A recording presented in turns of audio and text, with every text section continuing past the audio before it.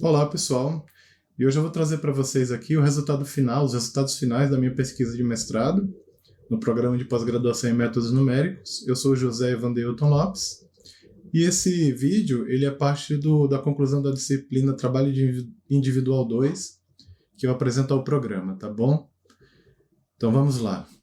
Então o que vamos ver hoje? Eu coloquei aqui mais ou menos 6 itens, né, que são a agenda de trabalho.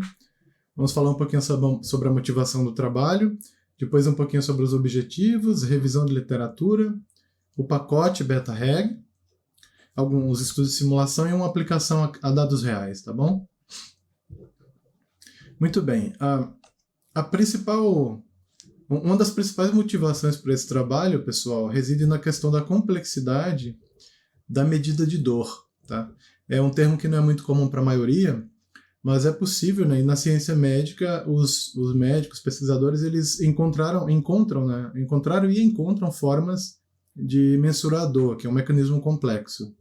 Aqui nessa imagem, ela é resultado de uma meta-análise com 420 estudos que foram feitos mapeando regiões do cérebro responsáveis que são afetadas, né, pela ocorrência de dor. Quando a pessoa sofre um machucado, passa por intervenção cirúrgica, essas regiões são afetadas.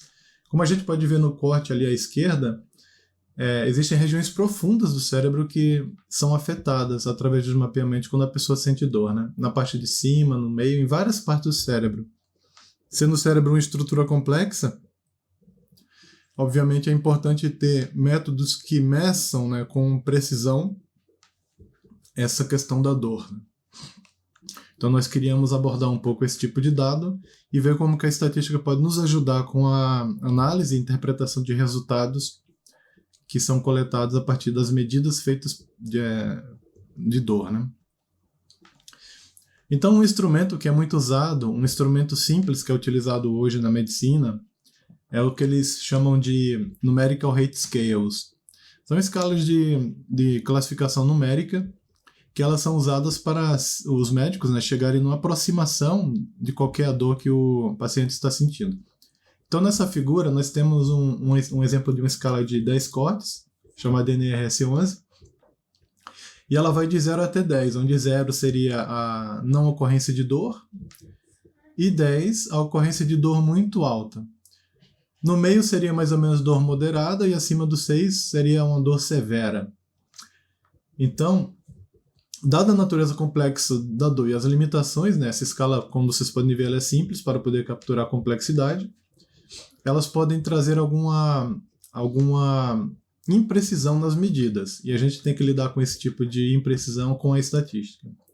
O desafio 2 é que os métodos estatísticos para esse tipo de dado, eles precisam ser mais bem elaborados, né, precisam ser tratados de forma específica para cobrir a natureza desse dado, né? Porque esse tipo de medida ela pode trazer discretização de escala contínua e ela também pode trazer imprecisão dado censura, porque a região ali de marcação pelo paciente ela pode ser subestimada ou superestimada, dependendo da experiência de dor que ele tem. Mas é uma das ferramentas que a medicina tem hoje para fazer essa captura de uma forma simples, tá? O desafio 3 é o tratamento da escala. Para poder a gente chegar no mapeamento beta, o modelo beta ele tem um suporte limitado no intervalo 0,1, e para a gente fazer esse mapeamento é necessário tomar alguns cuidados. Então a gente vai trabalhar com dado oriundo dessa escala, mas precisa tomar cuidados para transformar esse dado numa escala beta que seja coerente, que não viole nenhuma suposição matemática e estatística, tá? Muito bem. Os objetivos principais do nosso trabalho a gente quer aprimorar a análise estatística de dados de NRS-11 e qualquer uma outra, e também escalas Likert, porque esse tipo de dado ele pode ser coletado também em estudos em que envolvem a escala Likert, que geralmente é tratada como dado ordinal, mas dependendo da situação a gente pode trabalhar com esse tipo de dado também, desde que seja possível fazer esse mapeamento para o suporte da beta. Então a gente quer, através de modelos de regressão beta e quase beta, testar como que esses modelos capturam, né, a variabilidade de medidas vindo desse tipo de escala. Então queremos investigar as escalas NRS-Likert, focando em suas aplicações e limitações. Queremos revisar a literatura sobre o que tem hoje, né, para esse tipo de dado. Aplicar e discutir transformações de dados também adaptados à modelagem beta e quase beta, e desenvolver e avaliar modelos de regressão beta, tanto em simulações quanto em dados reais, utilizando o paradigma de máxima verossimilhança. Quanto à revisão de literatura, aqui eu trago uma tabela mostrando um panorama, né, dos principais testes que hoje são aplicados, né, com grande frequência quando se trata de dados de escala. Então, essa tabela vindo de Nair e Divan, em 2020, eles classificam em 2 grupos grandes, tá? Quando o dado é categórico, quando o dado é intervalar ou taxa. E aí, o tipo da técnica, ela depende muito da estrutura dos dados e dos grupos, tá? Então, por exemplo, se a escala tiver 2 grupos independentes, geralmente são usados, e o dado for categórico e nominal, normalmente são usados testes de Q², teste exato de Fisher. Se ela tiver 3 ou mais grupos, geralmente também é o Q² e o exato de Fisher. Quando é 2 amostras correlacionadas, teste de McNeman. 3 ou mais, já entra o teste mais sofisticado, como o de Cochrane, ou regressão logística com efeito misto. E assim por diante. A gente vai estar focando, na verdade, na parte em que o dado é intervalar ou taxa. Nesse tipo de caso, nós temos a situação em que o dado tem normalidade ou quando não tem normalidade. Esse trabalho foca basicamente no dado de taxa ou intervalar sem normalidade. Por isso a gente quer aplicar o modelo beta nesse grupo. Hoje as ferramentas para esse tipo de dado mais usadas são o teste soma de ranking, quando tem 2 grupos independentes, o Wilcoxon e o teste Mann-Whitney também. Quando tem 3 ou mais, Kruskal-Wallis. Quando tem 2 amostras correlacionadas, temos o teste soma-ranking de Wilcoxon e o Mann-Whitney. E quando é 3 ou mais grupos de amostras correlacionadas, a gente usa Friedman ou regressão linear com efeito misto. Então, nessa última célula de cima, da esquerda para a direita, nós queremos colocar ali regressão beta também e quase beta para aumentar essa tabela, né, de ferramentas para esse tipo de situação, tá bom? Então é aqui que a gente quer expandir a questão das aplicações. Pois bem, como que a gente lida com censura, tá? Porque quando a gente viu naquela escala anterior, naquele exemplo de escala, o pesquisador ele é forçado a escolher forçado a ter uma escala com cortes em que o paciente escolhe um ponto. E normalmente esse ponto a gente pode pensar que onde o paciente marcou pode ser uma censura. Então a região em que ele marcou, quer dizer, o ponto em que ele marcou deixa de valer o único ponto e passa a valer o intervalo, tendo um limite inferior e um superior. Então, para a gente poder construir a teoria certinha para poder analisar esse tipo de dado, a gente vai analisar 4 casos que são, a gente chamou aqui de lidando com censura, tá? Essa tabela foi adaptada dos trabalhos de Bogaerts, Komarek e também Colosimo, né? E a gente tem as seguintes situações. Quando a observação não tem censura, a contribuição da verossimilhança ela é feita diretamente no ponto. E aqui é um modelo convencional, tá? Um modelo distribuicional convencional. No entanto, quando a censura acontece à esquerda, nós temos aí um caso em que é necessária a distribuição acumulada para poder calcular a contribuição na verossimilhança. Então, quando é censura à direita, nós temos uma contribuição que é o complementar da função de probabilidade. E quando é à esquerda, nós temos a acumulada do ponto zero até o máximo. E a censura intervalar, a gente vai ter, no caso ali, a contribuição do bloco, né, do intervalo em que juntamos acumulamos, né, do limite superior do intervalo até o limite inferior e fazemos a diferença. Então, em um modelo estatístico, o tipo de censura altera a contribuição. Por isso que nós temos que construir uma verossimilhança que comporte essas 4 possibilidades. Então, quando há censura, a ideia de intervalo ela é tratada e a contribuição da função de verossimilhança ela passa a ser intervalar, exigindo que nós trabalhemos com a função distribuição acumulada e não mais com a distribuição simples, como os modelos convencionais. Vale salientar aqui que esse tipo de construção de dado intervalo ele se aplica a dados de análise de sobrevivência, com censura. No entanto, nos modelos de sobrevivência existe a dependência temporal, tá? E no nosso caso, nós não estamos considerando a dependência temporal. Estamos apenas adaptando a ideia intervalar para lidar com dado que pode ter um nível de censura associado. Nessa figura aqui, nós temos um exemplo de mapeamento beta para um corte de escala NRS11, tá? Então aqui suponho que o indivíduo, em certo momento, foi abordado pelo médico e o médico perguntou para ele qual que é o nível de dor que você está sentindo. Marque nessa escala aqui. E o paciente escolheu 5. Se o paciente marcou 5 na escala, a gente começa a avaliar essa escala de uma forma mais crítica, mais elaborada, e podemos pensar no seguinte: será que o paciente de fato está sentindo dor nível 5? Na percepção dele está, mas pode ser que exista aí uma região de incerteza em torno desse ponto. Por exemplo, ele poderia estar sentindo, se ele for uma pessoa mais resiliente à dor, ele poderia estar sentindo 4. Se ele for uma pessoa menos resiliente à dor, ele poderia estar sentindo 6.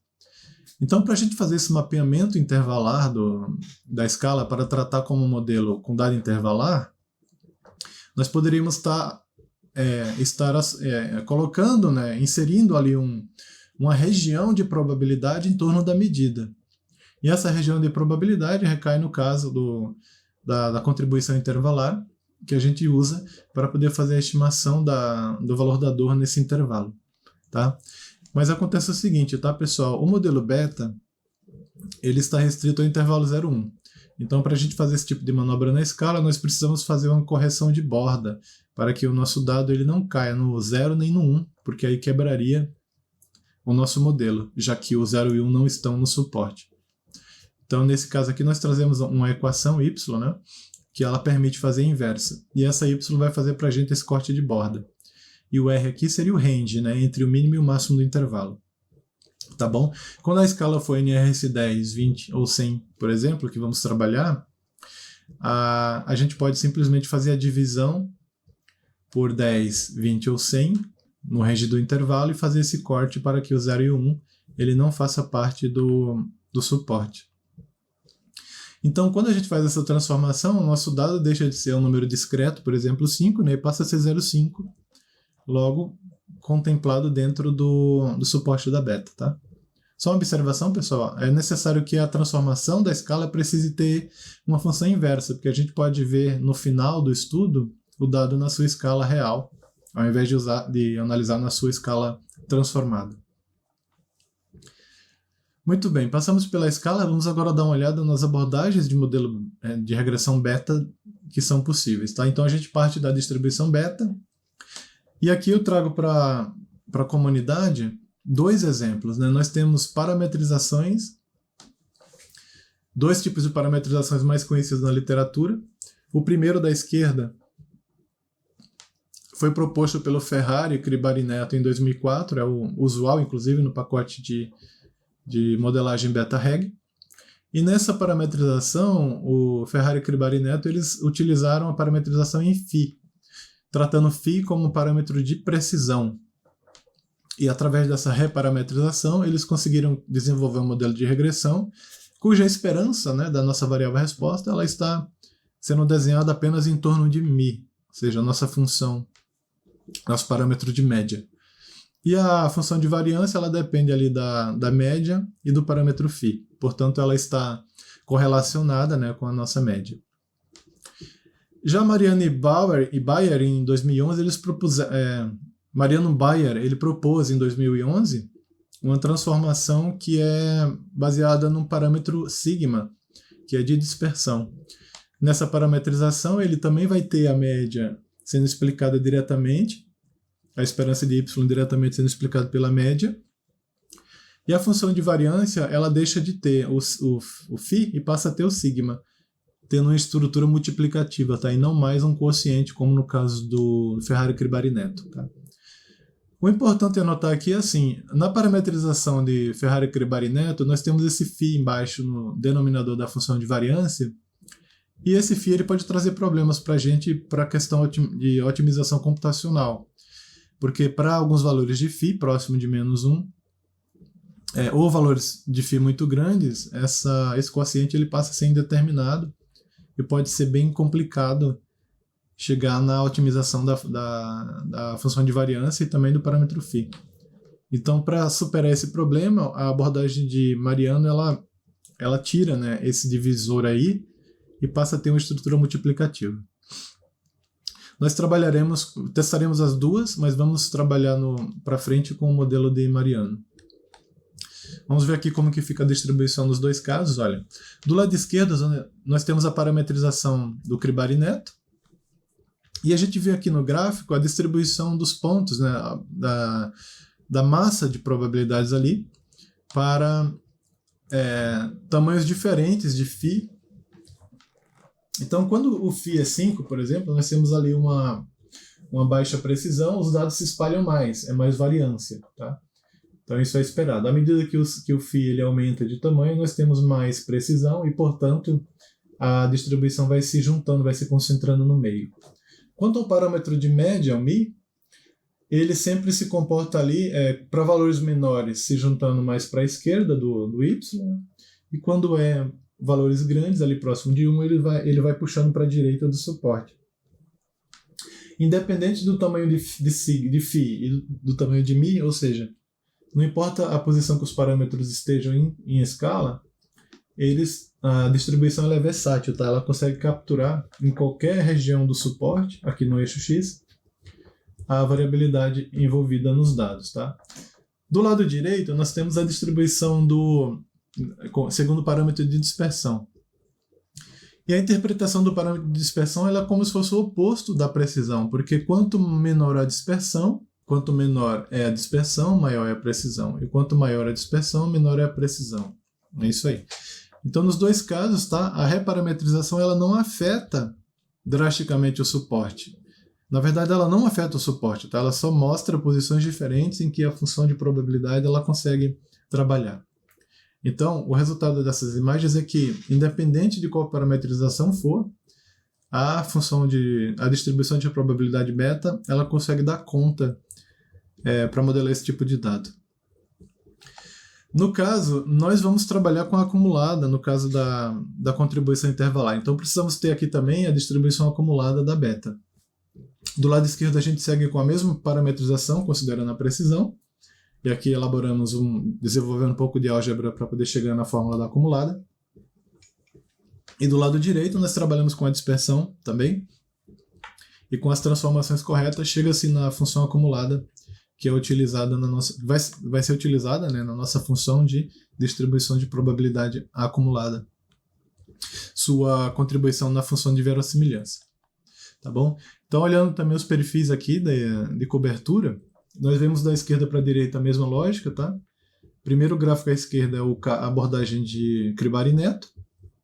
E a gente nota que há um comportamento da acumulada quando a precisão é maior, ela se concentra mais, como a gente viu no primeiro caso, onde é a distribuição simples. E quando a precisão é menor, ela puxa um pouco mais para a esquerda, tá? Mas em todo caso, ela consegue também sustentar bem, né? Ela acompanha bem o suporte da distribuição em qualquer ponto do Y, que está representado no nosso eixo X.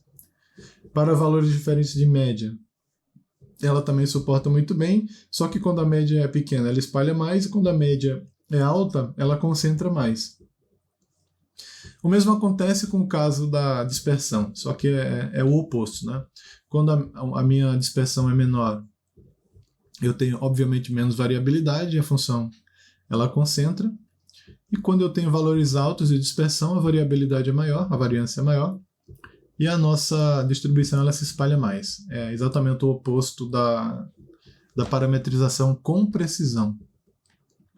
O que a gente tem até aqui, pessoal? Tanto na versão simples da distribuição, quanto na versão acumulada, nós temos uma função realmente completa, que ela consegue capturar todos os pontos, né, de incerteza dos nossos dados através da variação entre o parâmetro de média, o parâmetro de dispersão ou precisão, em todo o suporte. Isso é muito bom para a gente.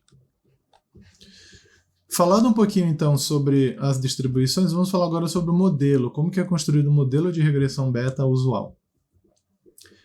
A gente tem de fato um vetor de variável resposta, aleatórias independentes, aqui a gente está tratando independência, tá?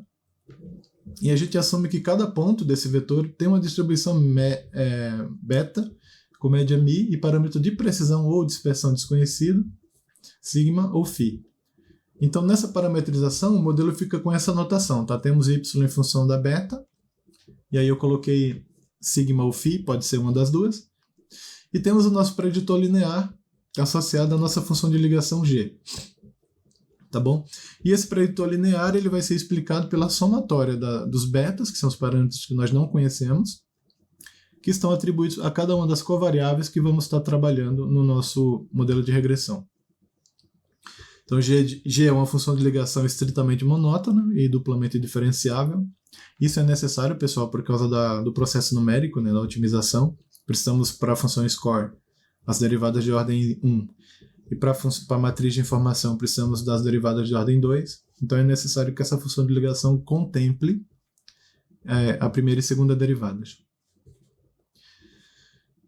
Essas funções, as funções mais usuais para trabalhar são a logit, a probit, a cauchy e complemento log-log. Nós testamos todas elas e são ótimas para fazer essa ligação entre o preditor e a variável resposta. No caso da regressão beta para o modelo com dado censurado, que é a nossa proposta, em termos matemáticos, nós temos a mesma notação do modelo beta convencional, modelo de regressão beta convencional.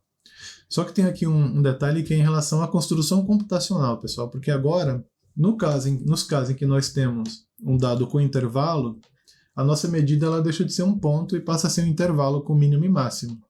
Então, nosso vetor de variável resposta, ele agora vai ser um vetor de duplas, em que cada ponto desse vetor pode ser uma dupla de mínimo e máximo, que é um intervalo, tá?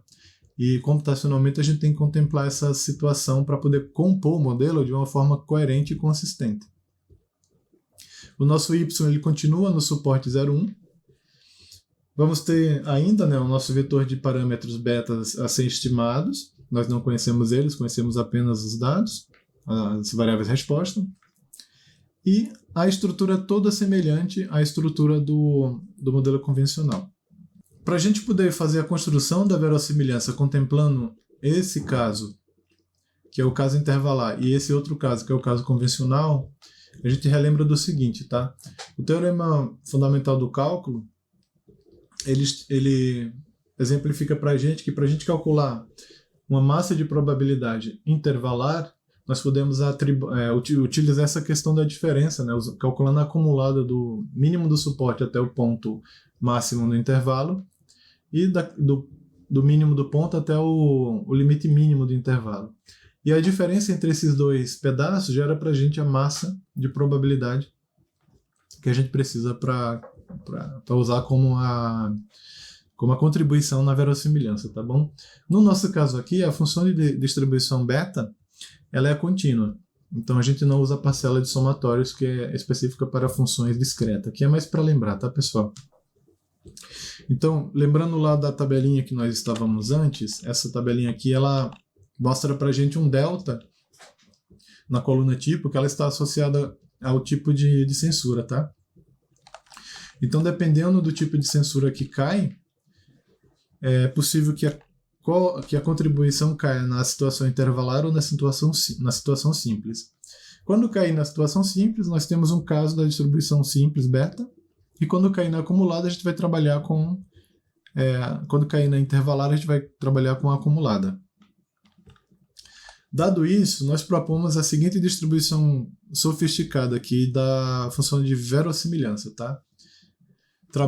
Pesquisando os trabalhos de Klein, Herschel e outros pesquisadores, eles propuseram a versão univariada, tá, pessoal? Para contribuir que consiste, né, nesses 4 casos. Quando delta é igual a 0, seria a aplicação da distribuição como ela é, simples. Nos casos em que delta é igual a 1, 2 ou 3, trabalha-se com a acumulada. Esses pesquisadores eles desenvolveram o pacote FitDis Plus em R, mas ela só estima os parâmetros de um único y, né? Não é um modelo de regressão, é uma estimação univariada. Então nós expandimos essa ideia para poder colocar covariáveis, né, e poder termos um modelo de regressão. E aqui nesse caso a L0 é a contribuição da parte sem censura, como eu já falei, e para 1 até 3, contribuição intervalar. Para a gente lidar com essa distribuição de uma forma flexível, nós propusemos aqui uma nomenclatura com a função indicadora, que marca para a gente, caso uma situação ocorra, como que a função de verossimilhança vai se comportar, e quando ela não ocorre também. Então, nossa função indicadora ela vai trabalhar com uma contagem, né, que seria 0 ou 1, onde 0 vai ser ocorrência da situação e 1 vai ser, em que 0 vai ser a não ocorrência de uma situação e 1 vai ser a ocorrência de uma situação que vamos entender melhor a seguir. Muito bem, aqui está, pessoal, a função de verossimilhança completa, na forma geral, e aqui o que vale a nossa atenção é o seguinte, tá? Como que a função indicadora se comporta.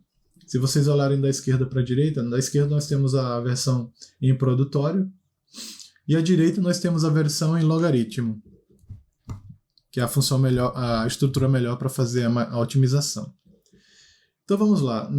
O primeiro item ali da função de verossimilhança no modo produto é a contribuição quando não existe intervalo, tá? Então é o único ponto, a distribuição padrão entra. E no caso 2, logo abaixo, nós temos ali o primeiro caso de censura. Note que o delta associado com essa segunda parcela, onde delta é igual a 1, ela está em expoente, né? O zeta está em expoente. Então, quando o dado que tiver naquela linha do nosso conjunto de dados tiver esse tipo de censura, essa parcela vai ser computada. E quando ele não tiver, toda essa parcela que está elevado ao zeta, ele é eliminado, né? Porque qualquer coisa elevada a 0 dá 1. Como 1 é produto neutro da multiplicação, né? Então, essa parcela passa a ser 1 e o produtório segue sem nenhum comprometimento. E essa mesma dinâmica vai acontecer no intervalo à esquerda, à direita e também no centralizado. Tem o mínimo e o máximo. Então, quando nós passamos o logaritmo nessa expressão produto, ela passa a trabalhar na forma de somatória e o nosso expoente zeta ele passa a trabalhar como um multiplicador ali da parcela, tá? Então a interpretação segue igual. Assim como na multiplicação o 1 é produto neutro, na soma o 0 é fator neutro. Então toda vez que o zeta for 0, a contribuição daquele bloco vai deixar de existir e a somatória segue sem nenhuma perda. Então trabalhando com essa função indicadora, nós conseguimos fazer essa alternância, tá, entre um tipo de dado e outro e como que ele se comporta para trazer a nossa contribuição em função de verossimilhança ou log verossimilhança, tá? E aí temos a nossa estrutura completa. Essa estrutura, pessoal, ela comporta vários modelos, tá? Não é apenas o beta. Aqui nós estamos adaptando para o beta, porque é contexto do trabalho, mas essa forma geral da função de verossimilhança, ela se aplica a qualquer modelo que tenha dado intervalar. Pois bem, como era de se esperar, né, pessoal, o modelo beta ele é um modelo complexo e não tem forma analítica fechada para a estimação de seus parâmetros. Então, para fazer a otimização, nós estamos trabalhando com a ideia com algoritmos numéricos computacionais, tá? Então, nós trabalhamos com a abordagem do BFGS e com LBFGS como nossos otimizadores. E vamos trabalhar diretamente na função de log verossimilhança, porque ela realmente reduz para a gente o escopo de busca, dado que os produtores eles trazem muita agitação ali na busca dos intervalos, né? Aumenta rápido, diminui rápido. Então a versão logarítmica ela é muito mais conveniente para fazer estimação. Em relação a critérios, né, o BFGS ele garante memória e escalabilidade, ou seja, a gente pode resolver problemas complexos com ele, com muitas covariáveis, e ele é um algoritmo bem robusto. E o LBFGS é a mesma versão dele, só que com possibilidade de controlar os intervalos de busca. Então nós podemos dar chutes iniciais para o nosso algoritmo mais próximos, né, dos valores, usando alguma estratégia, e isso passa a ser muito bom para a gente, porque a gente consegue obter convergência mais rápido. Agora, nossa proposta ela é uma proposta que envolve modelos distribucionais, né? Ou seja, nós temos uma distribuição beta associada à variável resposta. Mas existe na literatura uma abordagem que foi desenvolvida pelo professor Wagner Bonat, que é uma abordagem chamada quasi-beta. Essa abordagem dele, ele não precisa associar a uma distribuição de probabilidade beta. Nessa abordagem do Bonat, ele não precisa de uma distribuição de probabilidade, ele trabalha apenas com as suposições de primeiro e segundo momento. Então é uma proposta de modelo interessante, porque por estar desvinculado a uma distribuição de probabilidade, ele é capaz de se tornar mais rápido, né, e ter um processo de estimação livre, né, de ruídos trazidos por complexidades de cálculo. A estrutura que eles propuseram é bastante interessante, a gente vai comparar o modelo beta com o quasi-beta para ver como que eles se comportam aí nos nossos dados. Na abordagem dele, basicamente, a esperança, a média, né, dos nossos dados vai ser tratada diretamente pela função de ligação, preditor linear, também usando as covariáveis, e os betas que nós queremos estimar também estão envolvidos, e a parte da variância, ela envolve os parâmetros de dispersão ou precisão. Na abordagem dele, ele está usando ali uma função de variância parecida com a função da beta, e a função de média tem um componente que se parece também. Então, quando a gente faz a estimação através dessa técnica, nós chegamos em resultados que se parecem muito com o resultado da beta. Então, são comparáveis, tá? No caso ali, a função de ligação também é uma função padrão, pode ser do grupo que nós trabalhamos, como a função logit, probit, cauchy e entre outras. E o modelo de regressão especificado, ele permite que a estimação seja feita tanto para os parâmetros dos betas, né, quanto para os parâmetros de variância, tornando uma estrutura um pouquinho mais sofisticada ali e possível de ser otimizada, tá?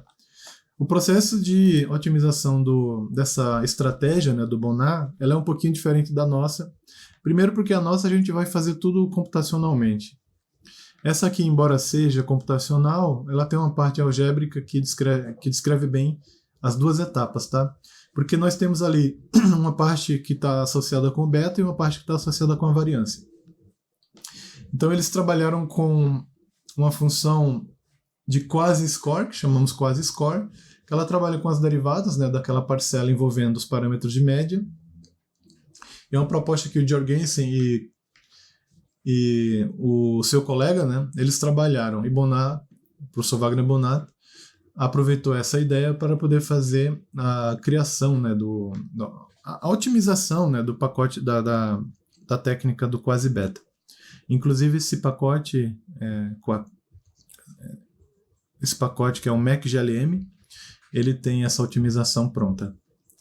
Então, na primeira parte, essa função grande aqui, ela descreve a função score quasi-score para os parâmetros beta, e na segunda, a função quasi-score para os parâmetros da variância. Então, isso gera um sistema de recorrência, porque na parte de variância existe a dependência da parte de média. Então, essas duas estruturas acabam gerando um sistema de recorrência em que, com os valores obtidos de beta, você acaba utilizando eles para atualizar a estimação dos parâmetros de variância. E aí, a solução desse sistema conjunto, através desse sistema de recorrência, dá para a gente as estimativas dos betas e qualquer parâmetro de variância que esteja associado com a parcela de variância. E o processo de inferência, né, para cálculo dos erro padrão, intervalos de confiança e tudo mais, é feito através da matriz de variâncias empíricas, que eles apresentam bem, né? O Jorgensen e o Bonat, eles apresentam bem no trabalho que eles fizeram em 2016. Essa função de variância é uma função que envolve derivadas de quarta ordem e acaba se utilizando uma função empírica. Já que a gente não tem aqui a distribuição de probabilidade associada, é necessário trabalhar com os dados empíricos. E o processo se torna um pouco complexo. Mas para mais detalhes, pode ser consultado o material do Bonat e Jorgensen 2016. Pois bem, para fazer uso da nossa solução, nós utilizamos a linguagem R, né, e foi desenvolvido o pacote BetaRegScale, que tem a ver com modelo de regressão beta para dados de escala. Tá bom? Então, o que é esse pacote? Né? Ele é uma biblioteca de funções que nós fizemos em R para ajuste do modelo de regressão beta. Ele cobre o convencional e também o escalar. e ele funciona para qualquer dado que seja mapeável na escala beta. Pode ser dado de escala, NRS, pode ser dados de escalas Likert, desde que elas sejam mapeáveis no padrão beta. Então, através desse pacote, nós podemos fazer o ajuste de regressão beta usando as duas parametrizações, que é a sigma de precisão ou a phi de precisão ou a sigma de dispersão, e podemos aplicar várias funções de ligação no nosso preditor, tá? O pacote também trabalha com o caso em que você põe preditoras na função do phi ou sigma. Então você pode explicar o sigma ou phi através de covariáveis, semelhante ao que é feito hoje no pacote beta-reg. Fizemos algumas funções genéricas, como coef, vcov, né, variância e covariância, tentando simular as funções genéricas do R. Também colocamos algumas medidas, né, de bondade do ajuste, como a IC, B e C. E a função summary print, para facilitar a extração das medidas quando é feito o ajuste com esse pacote, tá bom? Então a interface é parecida com beta-reg convencional, mas ela tem essas flexibilidades aí para mudar a parametrização e também para fazer o uso de modelo com dado intervalar. Então, aqui temos um exemplo de como que a gente pode chamar o modelo através da interface programada. Ele pode ser instalado, tá, no meu repositório do GitHub, qualquer um pode testar. E aqui temos um exemplo, tá? A função beta-regscale, você passa para ela um parâmetro de fórmula, em que, semelhante ao que a gente usa no R em qualquer pacote de regressão, então passa uma fórmula, passa os dados, o número de cortes que a gente quer fazer na escala, se o número... É importante saber na hora, né, qual foi a quantidade de cortes que a escala foi trabalhada. Então, se a escala do dado foi uma NRS11, o ncut seria 10. Se ela foi uma escala com 100 cortes, então ali é 100. E essa é a lógica. Passamos a função de ligação para a link, diretamente para os parâmetros de média. E passamos a outra função de ligação ali para o phi, se tiver covariáveis. Se não tiver, é identidade mesmo. O tipo de intervalo, como que a função vai lidar com o intervalo? Se ele vai trabalhar com caso à esquerda, à direita ou centralizado, e a parametrização. A partir dessa interface, nós chegamos nas medidas, tá? Então vamos lá para o estudo de simulação. Para o estudo de simulação, nós trabalhamos com vários cenários, pessoal. Trabalhamos com alguns parâmetros fixos, simulando o modelo de regressão beta, e trabalhamos com duas covariáveis explicativas. Fizemos um estudo com 500 réplicas, utilizando função de ligação logit para mi e identidade para sigma. E nós trabalhamos... A primeira covariável foi uma distribuição normal com média 0 e variância 1, e a segunda a binomial, que na verdade é uma Bernoulli, com size 1 e probabilidade 0,5. Testamos tamanhos de amostra, 5 tamanhos, amostras de tamanho 50, 100, 250, 500 e 1000. E quebras de escala testamos com 5, 7, 10, 20 e 100. Vamos analisar os resultados para alguma dessas quebras. Então aqui, pessoal, a estratégia que nós adotamos para interpretar a questão do viés foi o viés das estimativas. Né? Porque o viés ele mostra para a gente o quanto que o valor que foi estimado pelo modelo está desviando em relação ao valor original. Então, por exemplo, se o beta 0 foi 0,5, fixado, é esperado que na simulação ele volte a ser 0,5, porque estaria batendo exatamente com o dado com o esquema gerador de dados, né? Que é assim na natureza, né, pessoal? A gente tenta sempre descobrir quais foram os parâmetros que estavam envolvidos quando a gente propõe um modelo no processo gerador de dados que a gente não conhece. Então esse primeiro slide ele mostra para a gente as estimativas de beta e sigma, utilizando o beta-reg, que é a abordagem convencional. Pessoal, e como o nosso dado simulado ele era intervalar, nós adotamos uma estratégia que foi pegar o ponto médio de cada intervalo para a estratégia beta-reg. Dessa forma, a gente pega o valor central da medida, em vez de pegar o mínimo e o máximo, já que essa abordagem não é intervalar, tá? Então, de cima para baixo e da esquerda para a direita, de cima para baixo nós temos as opções de variabilidade ali que nós usamos para o sigma. Então, sigma 0,2, 0,8, aumentando. E da esquerda para a direita nós temos as escalas, tá? Trouxe NRS5, que seria com 6, que seria com 5 quebras, NRS21, que seria 20 quebras, e a 101 com 100. E no gráfico da direita nós temos ali o viés para o parâmetro sigma fixo. O que a gente interpreta aqui na largada, pessoal? Se eu pegar um bloco, por exemplo, ali em quebra 6, nós vemos que o parâmetro beta 0, que está relacionado com o intercepto do modelo, ele tem um pouco de viés quando a amostra quando ela sobe. Então, à medida que a amostra fica grande, vai aumentando um pouquinho o viés do intercepto, mas em contrapartida, né, a variabilidade dele diminui. Ele passa a ficar ali próximo, esse traço, essa linha preta que tem, formando um intervalo, ela passa a diminuir. Isso é esperado, tá, pessoal? Vai acontecer em todos os cenários, porque à medida que a amostra aumenta, sempre o erro vai... o viés, né, da estimativa em relação ao valor original, ela acaba diminuindo.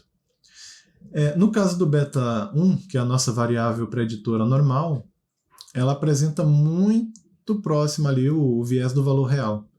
Então ela está sempre próximo da linha. Essa linha pontilhada vertical, ela representa o zero, que seria a diferença zero entre o estimado e o proposto.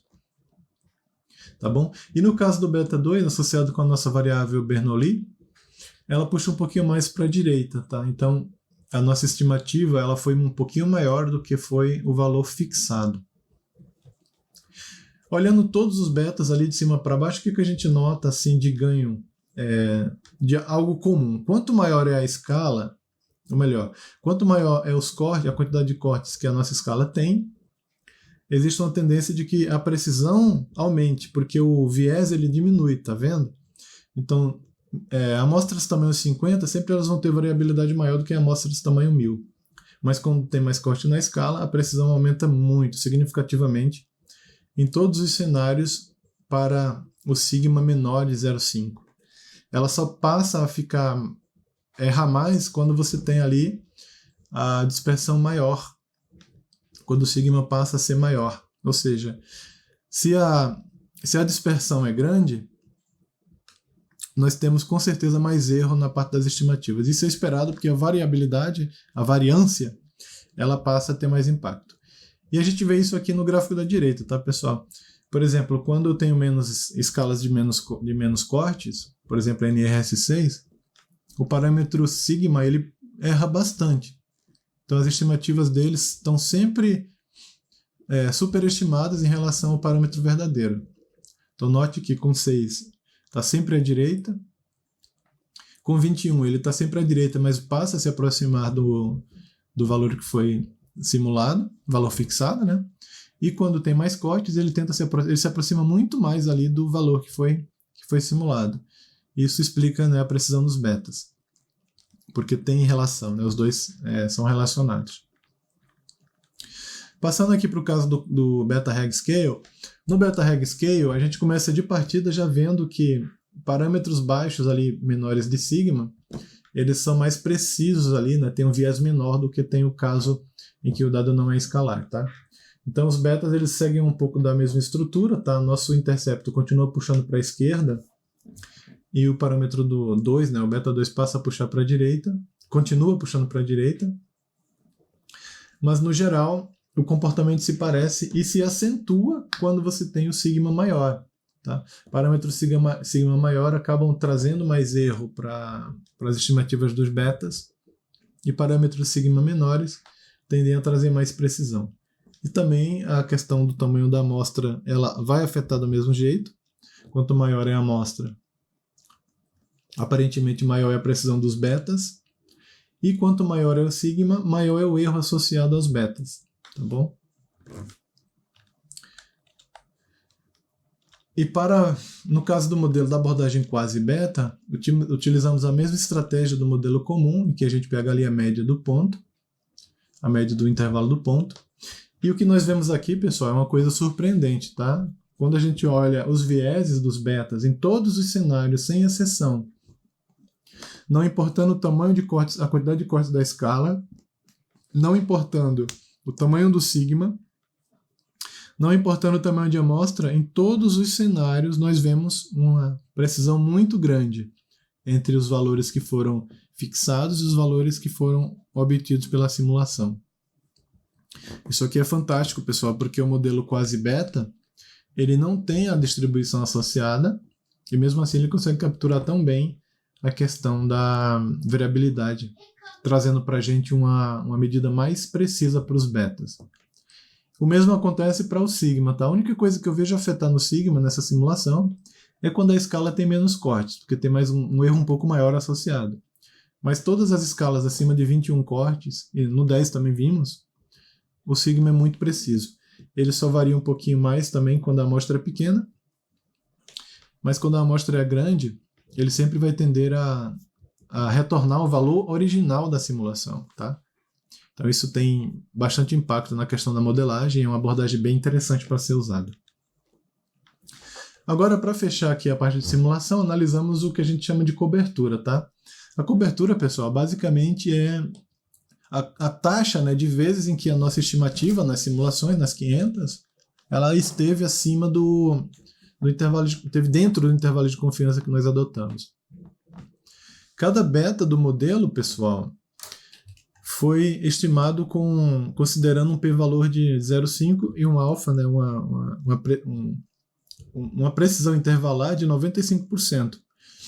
Ou seja, de cada 100 simulação é esperado que 95% delas contenham o valor verdadeiro do parâmetro. Então, adotando essa marcação aqui, nós vemos o seguinte. De cima para baixo, nós temos agora as abordagens, tá? Então da esquerda para a direita temos M1, que nós chamamos de beta-reg, o M2 o beta-reg scale e o 3 o quasi-beta. O que a gente observa, pessoal? Na abordagem convencional da regressão, temos ali o beta 0, o beta 1 e o beta 2 próximos do 95%, que é essa linha preta logo acima, entre o 0,8 e o 10 da escala do eixo Y. E era esperado o quê? Que no modelo perfeito, né, todas as respostas estivessem em torno ali do 95, tivessem paralelas ali, tivessem sobrepostas, na verdade. Mas o que a gente percebe é o seguinte, à medida que o sigma muda, e aqui cada linha representa um tamanho de sigma diferente, por exemplo, a linha preta contínua com um círculo aberto é o sigma 0,2, aqui tem um triângulo, seria o 0,8 e assim por diante, triângulo aberto, né? Então o que a gente vê? Para a escala 21 e para a escala 101, mantive só essas duas, nós temos um erro maior para amostras maiores, como a gente já tinha visto antes ali. Tá? No modelo beta convencional, isso acontece em parte por causa do erro associado com a parte computacional. Mais dados, mais variabilidade. Então o modelo M1 ele erra um pouquinho para amostras grandes.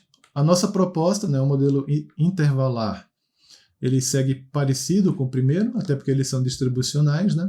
Mas ele erra mais do que o primeiro com amostras grandes. E no caso do quasi-beta, né, as estimativas anteriores lá dos parâmetros já mostraram que ele tinha uma precisão muito grande. Então a simulação mostra que ele realmente superou os dois anteriores, tá? Porque ó, a taxa de inclusão ali, né, de queda da estimação dentro do nosso intervalo de confiança, ela foi muito superior. Está quase sobreposto. E em relação aos parâmetros de variância, né, seria o nosso sigma, a gente percebe ali que a abordagem do beta-reg ela teve bastante erro, realmente ali o sigma errou bastante, né, ficou sempre fora do intervalo a maior parte do tempo. No caso do beta-reg scale, coluna do meio, tivemos uma queda, mas foi uma queda menos acentuada do que na primeira abordagem. E no caso do quasi-beta, a maior parte dos parâmetros de variância, eles ficaram na região do intervalo de confiança, tá? Indicando uma precisão grande nas estimativas dos parâmetros de variância também. Isso é muito bom. Beleza, então vamos para a aplicação. Por enquanto, o que a gente tem, pessoal? A gente sabe que o modelo beta-reg foi bom, o beta-reg scale foi um pouco melhor, e o beta-reg e o quasi-beta foi o que superou todos eles nas simulações, tá? Então vamos analisar um caso de aplicação a dado real. Nesse slide, pessoal, eu trago aqui para vocês um exemplo de uma situação que pode acontecer na medicina, que é o rompimento, né, do ligamento cruzado anterior. pessoas que praticam esportes, né, podem passar por esse tipo de situação. Então, quando há o rompimento desse ligamento, é feita uma cirurgia de reconstrução, e essa cirurgia, ela pode, a medida de dor no pós-cirúrgico pode ser captada através de uma escala NRS-11, tá? Então, no nosso conjunto de dados aqui, o desenho é o seguinte, tá? Tiveram pacientes que foram submetidos ao procedimento de cirurgia, e cada paciente foi avaliado em 3 momentos distintos no pós-cirúrgico, após 6 horas da cirurgia, após 12 horas e após 24 horas, usando um NRS-11 convencional. Então, por exemplo, se o paciente marcou 6 na primeira hora e ele continua marcando 6 nas próximas 12 e 24 horas, isso significaria que ele continuava com dor. Então, tá. O que a gente quer fazer aqui com esse conjunto de dados? A gente quer avaliar a eficácia dos 3 modelos estatísticos, considerando a influência, né, das variáveis reais nos coeficientes de regressão. Outro ponto de interesse aqui é a predição da dor, utilizando dados existentes para prever estimativas, né, de dor de indivíduos que não estão presentes na amostra. Como é uma situação delicada, às vezes é difícil conseguir amostras para isso. A gente vê a importância também na questão da aplicação médica, né? Pode-se explorar, né, a aplicabilidade das previsões, possibilitando planejamento para lidar com dor no pós-cirúrgico, entre outros. Tá? Então vamos lá para a modelagem, ver como é que nossos modelos vão compactar isso daí. Primeiramente, fizemos uma análise descritiva do conjunto de dados. Nós temos ali no histograma a distribuição das medidas de dor. Temos ali uma mediana próxima de 3, tá? E quando a gente abre essa medida por grupo, foram 4 grupos de pessoas que foram consideradas no estudo, nós não tivemos acesso a detalhes dos grupos. E esses 4 grupos foram avaliados em 3 tempos distintos, 6, 12 e 24 horas depois da cirurgia. O que a gente percebe é que, em relação à dor, os grupos, todos eles, exceto o grupo 4, tiveram uma mediana próxima de 3, então um comportamento de resiliência à dor parecido. No entanto, quando a gente abre em grupos, nós vemos que, em grupo e tempo, né, nós vemos que após 12 horas, o grupo 1, o 2 e também o 3 tiveram ocorrências, né, de sensação de dor acima de 3 ali, acima da mediana. No grupo 2, por exemplo, chegou próximo de 5 a mediana da dor. E engraçado que isso aconteceu de certa forma aconteceu nos 4 grupos. Talvez esse tipo de cirurgia, de fato, após passar completamente o efeito da anestesia, o paciente sinta muita dor. E após 24 horas, tivemos uma baixa na relação de dor ali no grupo 2, no grupo 1 e também no G3, no 3, tá? Então vamos lá, o que a gente pode modelar aqui? Primeiramente, a gente já sabe que foi parecida a taxa de dor em todos eles, e que o grupo 2, o 3 e o 1 tiveram um pouco mais de dor em relação aos outros. Para a gente modelar esse conjunto de dados, a gente só dispunha do tempo e do grupo. Então, nossa primeira proposta foi um modelo considerando apenas o tempo, como variável explicativa categorizada, e passamos aqui na nossa interface com a parametrização correta. Então, o primeiro modelo é somente tempo. O segundo modelo, nós adicionamos a variável de grupo para ver como que se explica aquela variabilidade. E usamos a mesma estrutura na fórmula adicionando o grupo. Então, os primeiros resultados estão aqui. Tá? O modelo beta-reg, adotando aqui como referência a estatística pseudo-log-verossimilhança. Pessoal, antes de eu avançar aqui, deixa eu comentar um pouquinho. Como a gente está trabalhando com modelo paramétrico que tem atribuído a distribuição beta e um modelo que não exige a distribuição, que é o modelo quase beta, nós precisávamos de uma medida que fosse capaz de tornar as coisas comparáveis. Porque a gente não está trabalhando com abordagem distribucional em todos os cenários. Então, para a gente poder superar esse problema, a gente recorreu à questão das pseudoestatísticas. Basicamente, as pseudoestatísticas elas são geradas a partir das estimativas do modelo, mas elas são reconstruídas. Então, por exemplo, o modelo beta Se eu quiser calcular a pseudo-verossimilhança do modelo beta, eu vou utilizar as saídas, né, o predito do modelo, e vou trabalhar com a média variância de uma distribuição normal. Eu faço isso mesmo tanto com o modelo beta como o beta-reg-scale e também com o modelo quasi-beta, permitindo que criemos uma estatística comparável, mesmo as técnicas sendo diferentes, tá? Então, baseado nessa ideia das pseudo-estatísticas, nós calculamos o pseudo-A e C, pseudo-B e C, e a pseudo-log-verossimilhança, tá? E aí as coisas se tornam comparáveis. Trabalhando com essas pseudo-estatísticas, o modelo beta-reg M1, nós vemos ali que deu menos 27,760. O modelo M2 no beta-reg-scale deu 19, positivo, tá? Então a verossimilhança está aumentando nesse caso. E no quasi-beta nós tivemos ali 12,4 para o modelo com apenas o tempo. Quando a gente olha só para esse modelo com apenas um covariável, o modelo beta-reg-scale foi o que teve a maior verossimilhança de todos. Então, nesse cenário, ele seria o modelo campeão. Depois viríamos com o quasi-beta e, por último, o beta-reg, que trouxe menos explicabilidade. Quando a gente olha o modelo com duas covariáveis, incluindo o grupo, nós temos um comportamento que muda um pouco. O beta-reg passa a ter mais peso, o beta-reg-scale menos, e o quasi-beta um pouco mais. Então ficou confuso. Só com uma covariável o beta-reg-scale ganha, com duas o beta-reg ganha, e em segundo ficaríamos com o quasi-beta. Vamos analisar os coeficientes para tentar ganhar mais corpo nessa interpretação, tá? Então, quando a gente olha as estimativas aqui, os erros padrão de cada modelo, a gente vê que existe uma queda, na verdade, que existe um aumento no erro atribuído ao intercepto, tá? Quando a gente parte do beta-reg, por exemplo, o intercepto deu menos 1,5, no modelo com apenas uma covariável, depois menos 1,13, subiu um pouco no beta-reg-scale, e no quasi-beta subiu mais ainda o erro passado para o intercepto, né? Porque a gente tem um coeficiente menor. E olhando os erros padrão, nós vemos que a abordagem beta-reg ela teve próximo ali de 0,10, aumentou um pouquinho a questão do erro padrão no beta-reg-scale, e no quasi-beta subiu um pouquinho mais. Então parece existir uma escalada.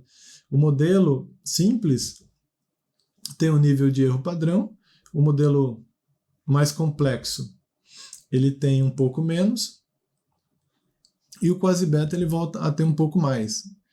Então a escolha aqui parece mais puxar para a questão de complexidade ou simplicidade, né?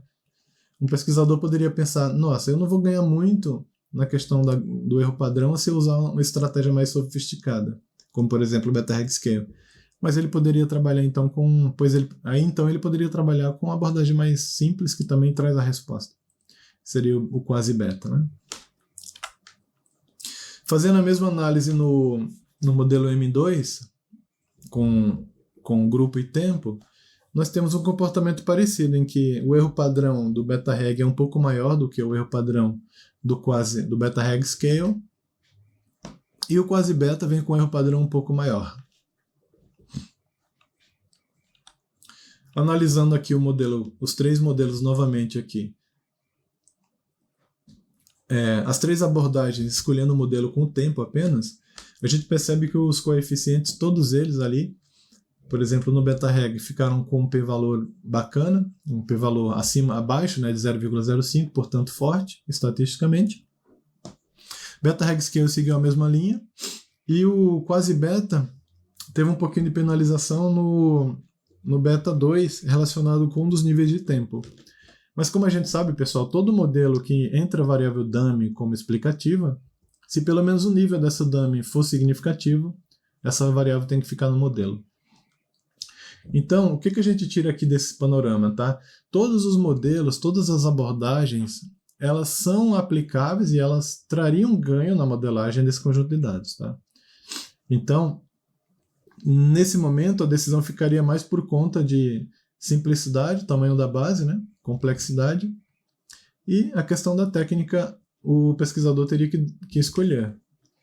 Note que o sigma ele diminui à medida que eu mudo a técnica. No modelo beta-reg, por exemplo, ficou próximo de 0,49, né? Parâmetro sigma. Caiu para 30 no beta-reg scale, porque tem mais variabilidade sendo explicada pelo intervalo. E no quasi-beta, a variabilidade explicada pelos betas foi ainda maior, porque o sigma caiu mais em relação ao beta-reg scale. Se eu fosse adotar como métrica o sigma, né, o nosso parâmetro de variabilidade, o modelo quasi-beta seria superior ao beta-reg scale, que seria superior ao beta-reg.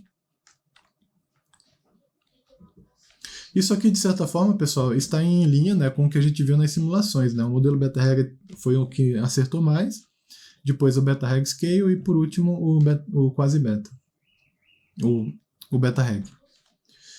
Então, o que a gente conclui com esse estudo, pessoal? Tanto simulação quanto aplicação a dados reais.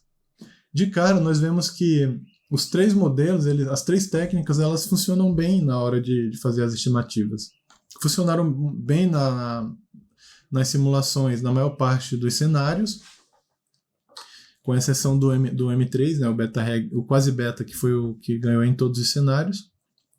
Funcionaram bem também na análise de dados reais. Então, as três técnicas, em nossa opinião aqui, elas de fato são boas para modelar dado na escala beta.